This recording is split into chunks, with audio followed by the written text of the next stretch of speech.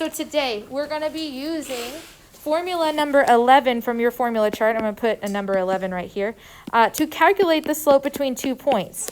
This formula right here is just as important as that rise over run formula, if not more so, because it really is just showing you rises and runs. The up and down direction is y, so we're still rising on the top. And the side to side direction, that's x. So we're still doing rise over run. It just is now in coordinates. And what's also really cool about this equation is that if I zoom in on this question number 1, 4, 3, and 5, 5, I can label these points as x and y for the first set. Like those are the first coordinates. And then x and y for like the second coordinate. Because it gives me 2 coordinates, number 1 and number 2. What do you notice now about how I've labeled these points and the equation? Do we notice anything? No. For real? Squared, I guess. Well, no, they're not squared. These are subscripts, so they're just listing number 1s and number 2s. Don't we have a y2, a y1, a x2, and a x1 in my points, just like that formula? Yeah. Okay, so literally what I'm going to do is I'm going to take that formula, and just watch this for a second. Don't write anything down. I'm going to fill in that formula. But what I'm going to do is instead of writing the formula itself, I'm going to replace each of those values with what I've labeled. What did I label y2? 5. What did I label y1? 3. What did I label x2? 5. Okay. What did I label x1? 4. Okay, great. At this point, we have only numbers in this formula. You may write this down now. And then when you got it written down, I want you to go to that Desmos tab, and I want you to type in that whole thing. What? I want you to type in that whole thing. So since I calculated that in Desmos, I automatically know that my slope is 2. Voila, I'm done. I didn't have to count rise over runs. I just filled in the formula. What are our questions? Yes? I get the text star in the Desmos. Where did I get the 4 from is the question. That's a really good question. So this 4 right here? Yeah. A second ago that said x1. What did I label up there as x1? Oh, so that's the one amongst the 2. Yeah, so this is, I just used this as, this is the first set of coordinates. This is the second set of coordinates. So x and y from the first one, x and y from the second one. But it goes y to x. Correct. The y's are on top and the x's are on bottom. That's why we fill in exactly this formula. Oh, okay. Exactly what we labeled, right? Yeah. So I didn't like. So to the first one. Okay, let's go. Those were really good questions. Thank you for asking. Let's go look at number 2. Now, we have to label these. I always label it as the first coordinate is x1 and y1 because it's x and y the first time. And then we have x and y the second time. So those are x2 and y2. Said all sorts of words that weren't right just then. Does everyone understand the labeling? Yes. First set of coordinates, second set of coordinates. So x and y of the first set of coordinates, x and y of the second set of coordinates. We can't call everything x and y because you're like, well, which x and y? Oh, the first one or the second one. That's where the 1 and the 2 comes from. We're going to fill in our formula. So right now, our formula is m equal to x, or y2 minus y1 over x2 minus x1. Everybody write that down.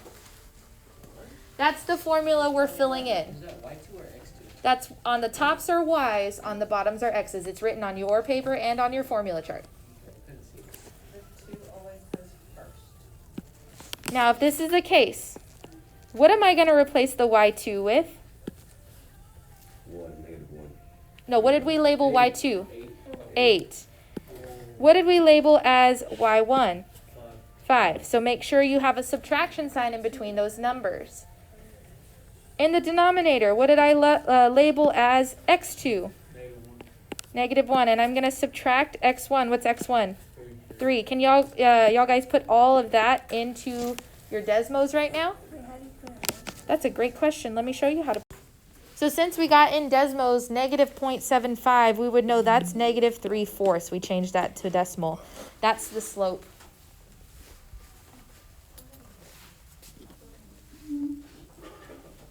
Let's do number 3, because number 3 together is going to do something weird.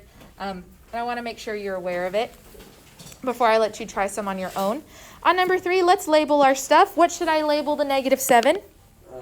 X1. What should I label the 9? I mean, Y2. Y1. And negative 2 is? X2.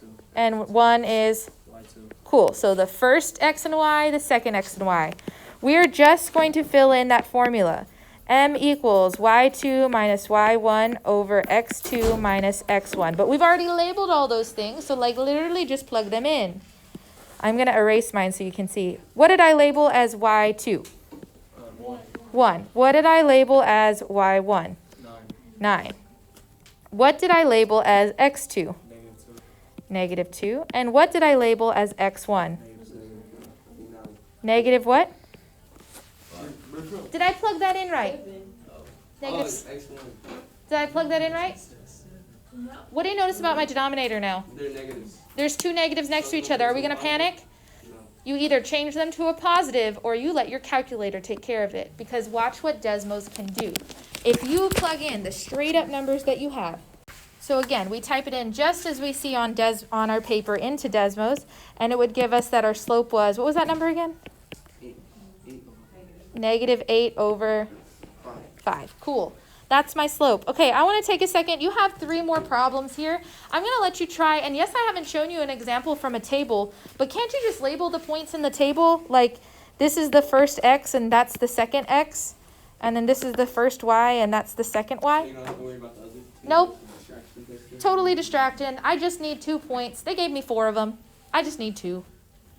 Can you guys try all 3 of those right there? We're going to be walking around and seeing how you're doing. As you're working, thank you guys for working so diligently. Let me give you your slopes here so you can check your work.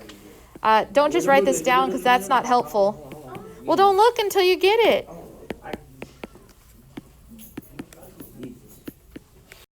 So those should be the numbers that you get. Check through your problems as you go. Ask if you need any help. So there's one thing I want to bring to your attention because I've seen this a lot. Everybody look at question number 5.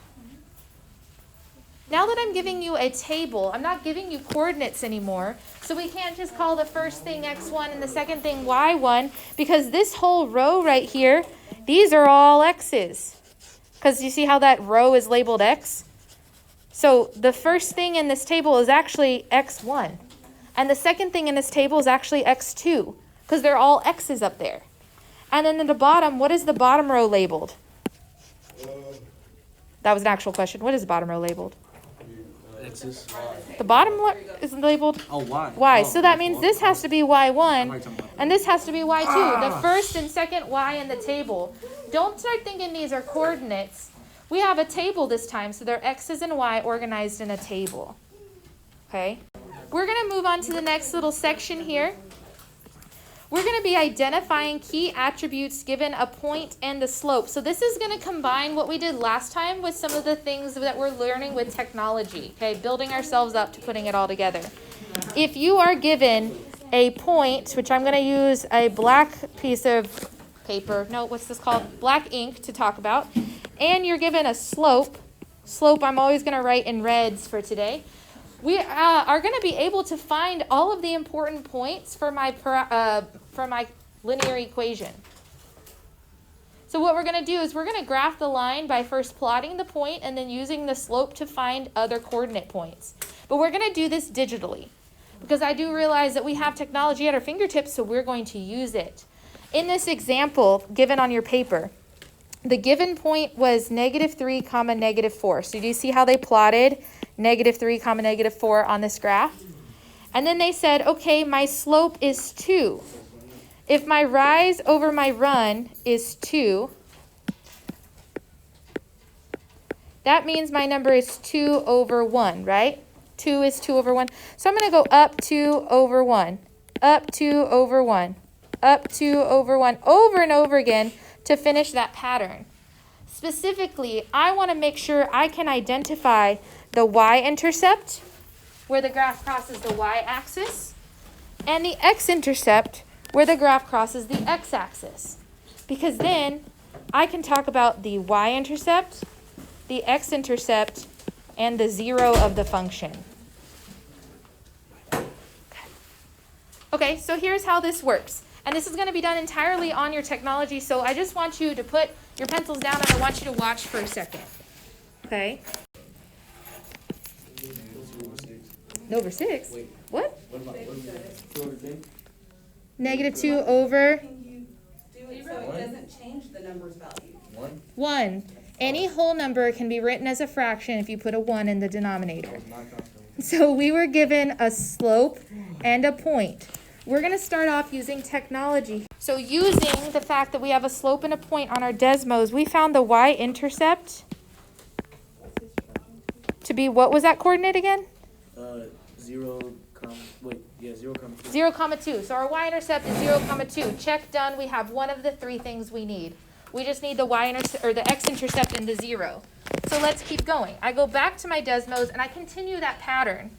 And now that I know that the x-intercept, where the graph crosses the x-axis, is 1, 0, I also know that my 0 is what number? 1. Whoa, we just did a whole lot in a whole little time, and we used a lot of technology to do it. Let's take a second, let's think about what we did, and let's ask some questions.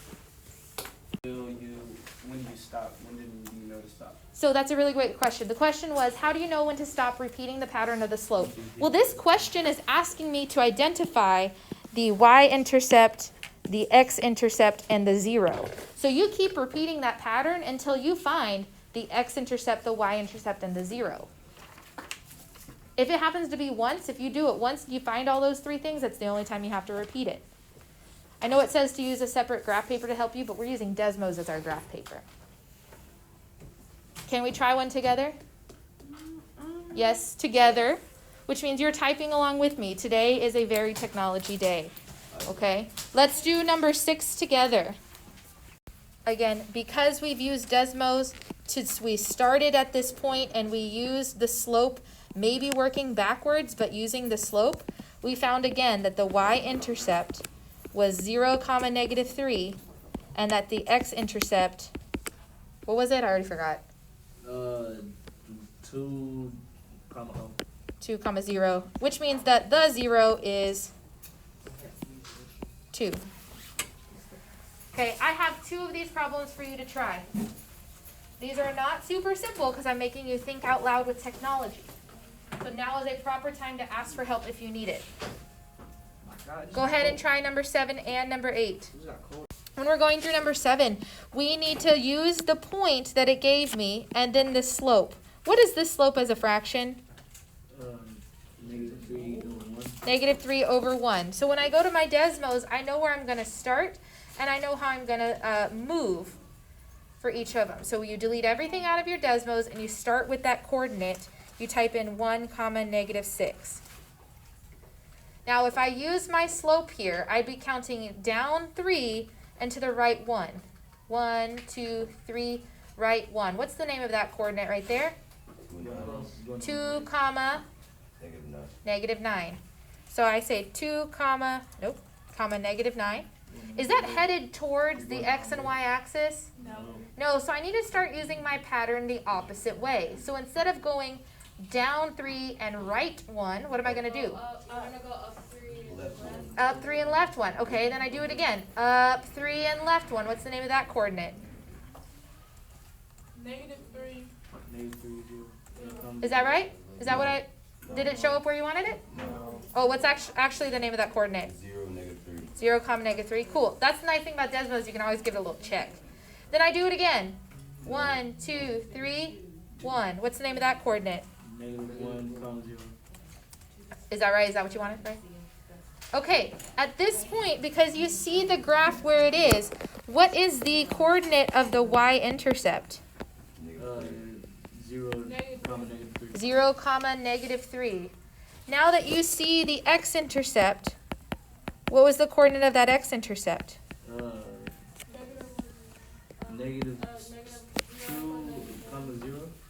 Oh, -1, 0, and then that means the 0 is -1. You have it written down. Why am I trying to Yeah, you have it on your paper. Clearer? Clear as mud? Hey, Hopefully clearer than mud. mud is not. Let's do the next one together as well, just because we need to keep going. We still have a whole back page here. Okay, we're going to do the same thing. We're going to say that this passes through 4, -4. So I plot that graph, or plot that point on Desmos, and my slope is negative 1/2. Does that mean I go up or down? Up. For negative 1/2? You still gotta go up. You gotta go down. Well, originally the slope would tell me to go down 1 and to the right 2, which would be negative 5, comma 6. But, and I think this is what you were trying to say, my friend. Look. Why is that wrong? Oh, I did it backwards. 6, comma negative 5. But instead of going this direction, because I need to get towards the x and y axis, is that what you were talking about? That you have to go up and to the left, which means my next coordinate going up and to the left is 2, comma negative 3. Up and to the left, 0, comma negative 2. You didn't put to negative. Thank you. Up and to the left. So, This is number 8. Yes. Negative 2, comma negative 1. And then up and to the left. negative 4, comma 0. I missed the 0. Okay. Which means that's the x-intercept for this. Oops. What did I do? The x-intercept here. Just kidding, we'll do y-intercept first. The y-intercept is 0, comma negative 2. The x-intercept is negative 4, comma 0, which means the 0 is negative 4. One little bonus thing here, if you're at the point where you see what it is, but you can't remember if it's 2, comma negative 4 or negative 4, comma 2 or whatever, you can click that coordinate point and it will tell you what the name of it is. So you can see the coordinate point itself. Doing the same thing, however, this time they didn't give me a slope and a point, they just gave me 2 points. So this time, I don't have my direction of where I can go. I'm going to have to calculate my slope before I start doing what we just did. Here's what I mean. In their example, they gave you the coordinate points negative 3, comma negative 4, and 6, comma 2. That's it. We still need to find out where they cross the x and y axis. So we calculate our slope. This goes up 1, 2, just kidding, wrong marker.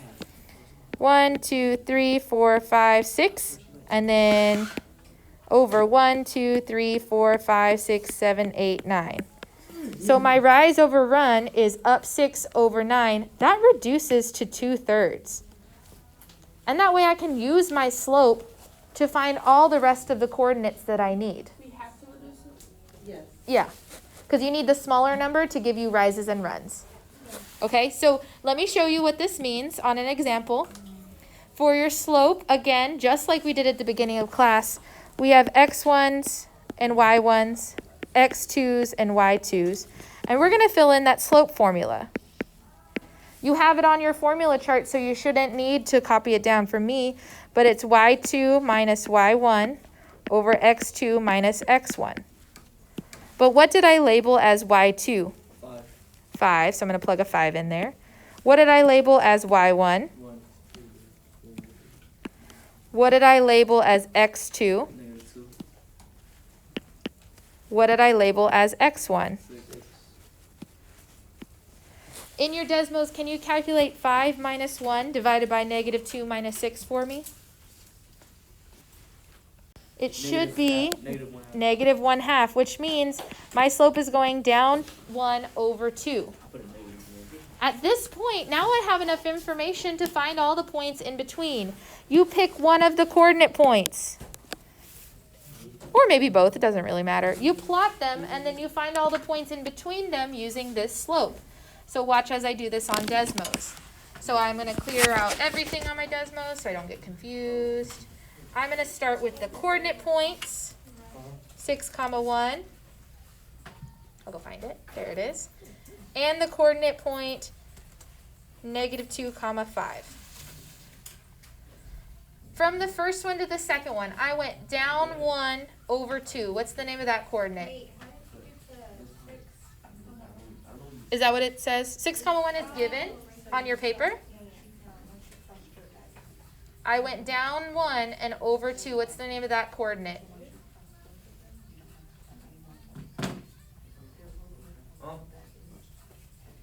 Yeah. 0, comma 4. I repeat, See the mean that's negative 1 over 2. This is 2 comma 3.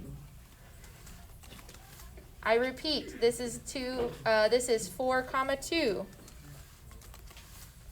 I repeat, oh look, I made it at my next point, that's good. I repeat, down 1 over 2. This is 8 comma 0. Ooh, I was paying attention. Why'd you only do the first set? Are Say you that good? again? There's 6, comma 1, and negative 2, comma 1. I put both of them in. You did? And in between them, I used the slope that we found of down 1 over 2, down 1 over 2, to plot all of these other points. So that now I know what the y-intercept, x-intercept, and 0 is. So all I've added is an extra step at the beginning so that you have to find the slope before you can take off and do the x-intercept, the y-intercept, Oh, so you and the 0. You graphed it with the fraction that we got. Oh. That's correct. So all I've done is added a step before you do what we just did. I didn't give you the slope, but you know how to find it. So you got negative 1 half, so you went down 1. So I went down 1 and over 2. Okay. Down 1 over I 2. was paying attention at that point. Before we go, I want you guys to just do at least one of these problems. The one that I want you to do is number 10. Go ahead and do number 10 for me, please. That'll be the last problem for today, just number 10. But you got to find the slope and then use the slope to find all the other pieces like we've been doing all day.